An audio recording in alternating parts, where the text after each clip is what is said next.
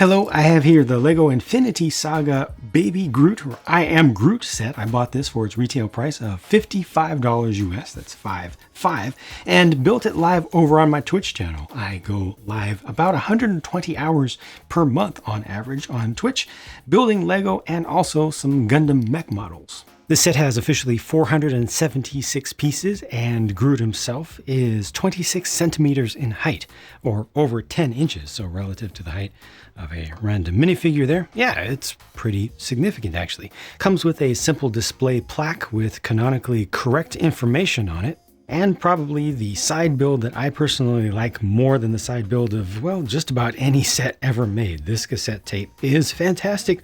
I love it in every way, except for maybe the fact that all the details on it are stickers, but I mean, this top one should be a sticker. This is great.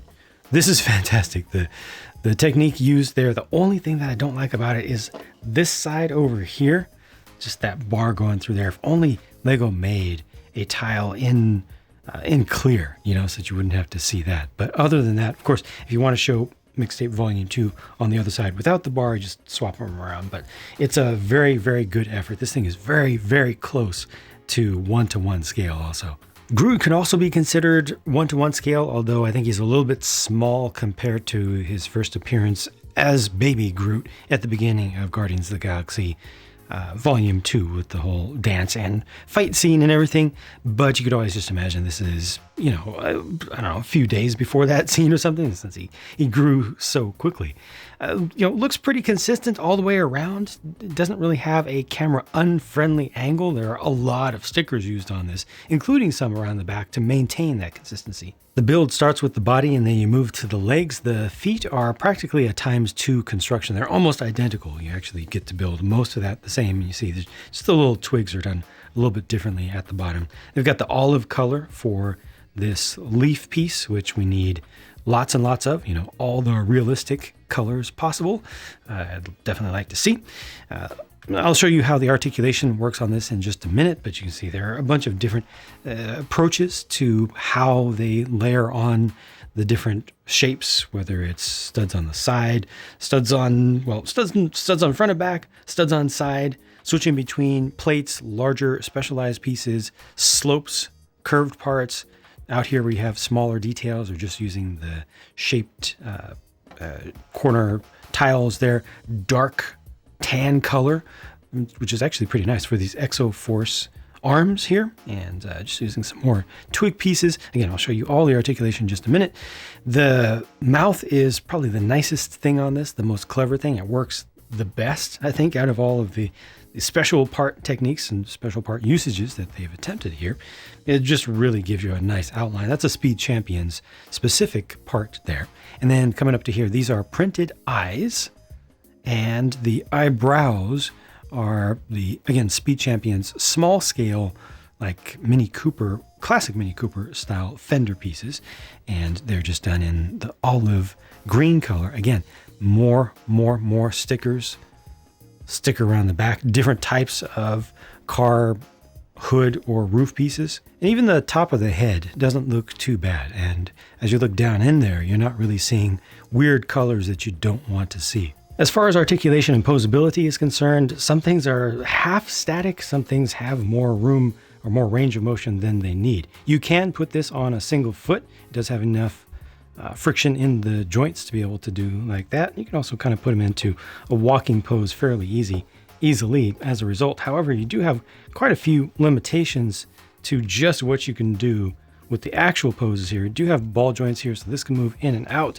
You can rotate that around ever so slightly, but it's mostly forward and back, including hyper extension there at the ankle/knee joint, kind of combined. Similar situation up here at the hip. So this can rotate in and out a little bit. It can splay in and out just a little bit, but mostly you're going to be doing forward and back. And I just accidentally pushed on one twig on the back of this, knock that out, there we go. Mostly you're going to be doing forward and back motion, and there's the splaying is mostly to provide a little bit of clearance right around here to allow you to move this even farther forward than it normally would be able to go without having a big gap right there. Notice the dark brown color for the socket piece inside of there. I don't really like the bushing in the light gray, but it's about the best that they have. You do have articulation 360 degrees at the waist. There's a large ball joint inside, which gives you nice friction for that. The arms are practically unlimited because of the use of the Mixels ball joints and the very small limbs themselves, individual limbs. So there are all sorts of things that you can do to make this work, including bringing it somewhat across the body. And you do have this full wrist joint there and the ability to individually articulate the fingers and the thumb. And even the thumb, the axis of the thumb can be moved a little bit because that can rotate in and out. It doesn't do everything that I want. I wish that it could do a thumbs up. You could swap this around. It's not going to look as good, but it's a little bit difficult to get something thumbs up like. I think that any figure like this should be able to do that. The head, as you can see, is able to tilt to the side a bit. Not a lot, but it's enough to be expressive. Front to back, back not so much, front a little bit, right? Rotating, not a whole lot. There are a lot of limitations here because this head is just so heavy and it's so high up. So they really didn't want that to become a problem for posing where it would just be frustrating. It could easily have been frustrating to pose this thing and to just get it back to, after playing around with it a little bit, just back to a plain standing pose of some sort, just a, an acceptable standing pose, just to place it down somewhere and then walk away from it, and you can fine tune it later. So I do accept the compromises there, but I did want to be sure to point them out. You can move these eyes back and forth a little bit too, but that doesn't really do all that much. Cannot move the eyebrows up and down. There was one of these things had a little bit of movement. Doesn't really help up here.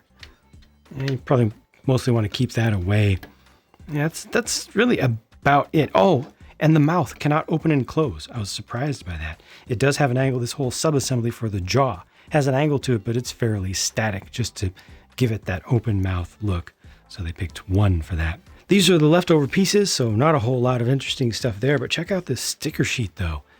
It is significant, very significant, and it really felt significant relative to the length of the build and the complexity of the build. There were a lot of points, it felt like, where I was moving forward and then I would stop. Put on sticker, move forward, stop, put on sticker. I personally, I build Gundam models, so I'm not a big sticker complainer, but just relative to the typical Lego set, I felt like this one was a lot more sticker heavy, except if you're going to compare it to like Speed Champions, Again, the price was $55 US for this, and to me, that kind of feels like just typical 2022 overpriced Lego.